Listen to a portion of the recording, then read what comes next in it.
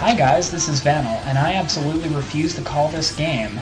That's right, I'm bringing you another StarCraft audio commentary from the zone, and this time I'm commentating Game 5 of the MSL Ro32 Group B, and this is going to be Game 5 between Hyuk and Luxury.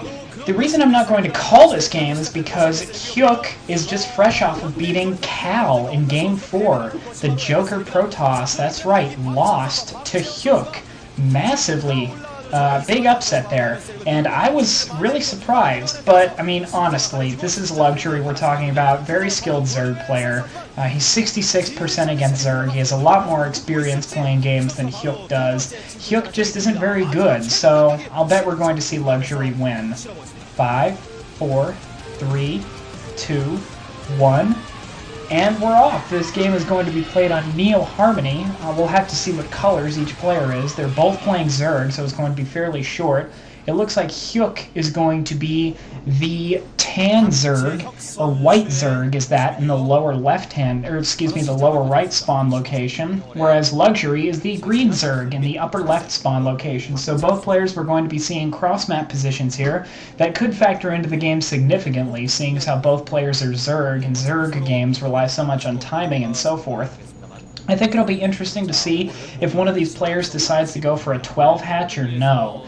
I think that'll be interesting to see. It looks like both players are scouting in the wrong direction with their overlords. Both players moving their overlords towards the upper right-hand location. So neither player is going to scout each other right off the bat with their overlords. So critically, both players might be playing in the dark for a little while here, at least initially, and that'll give them free up some space with regards to what build each of them decides to go. As I said before, it'll be interesting to see if either of these players goes for a 12 hatch, because that always makes things somewhat interesting in Zerg versus Zerg.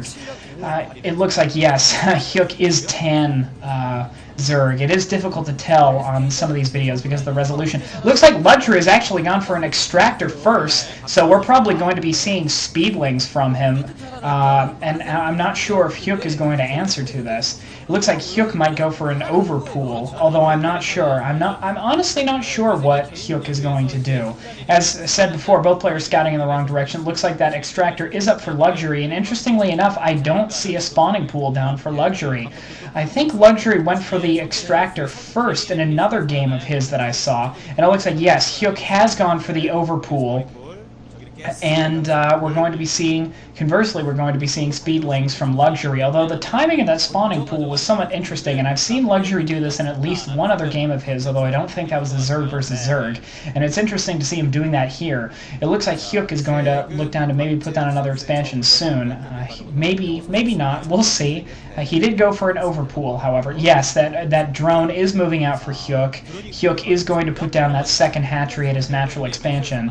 I'm not sure if Luxury is looking to do the same thing. We'll have to see. I'm not sure. I highly doubt he'll play a one-base strategy. It's extremely rare to see Zerg play one-base strategies in the modern era.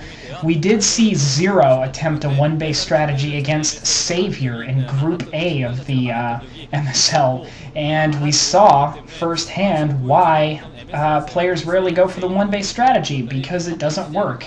Zero lost miserably against Savior. And so it looks like, interestingly enough, it looks like Luxury is going lair off of only one base, whereas Hyuk has opted to put down a second hatchery. So critically, Luxury's lair is going to be ahead, and the pressure is now on Hyuk in order to be able to capitalize on this expansion advantage he has. Looks like he has Zerglings. Wow, that is exactly what we're seeing for Luxury. We are seeing a second hatchery going down at Luxury's main base, so we are going to be seeing a one-base build from Luxury. This is a very old-school build, very unusual to see this in modern StarCraft. You almost never see these sorts of builds, and it looks like Luxury has an excellent, nice little crescent of Zerglings there on his ramp. There's no way Hyuk's going to be able to break it. However, Hyuk has seen that there is not a second hatchery at the natural expansion.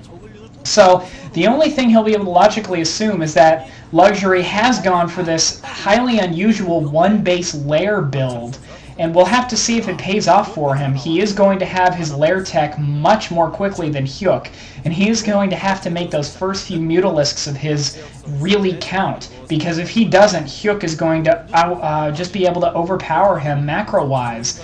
Looks like Luxury is already getting his Spire up. Only about 5 minutes have passed in this game so far, and Luxury is already almost done with his Spire. So this could be very interesting. We could be seeing a really quick game here, whichever way the game decides to swing, whoever wins. And yeah, Hyuk is getting his Spire down now, but it is most certainly behind Luxury's due to the fact that Luxury is only mining off of one base. We'll have to see if this sort of interesting old-school strategy pays off. Looks like both players have their Zerglings on Luxury's ramp. Luxury is not going to let those Zerglings of Hyuk's get in.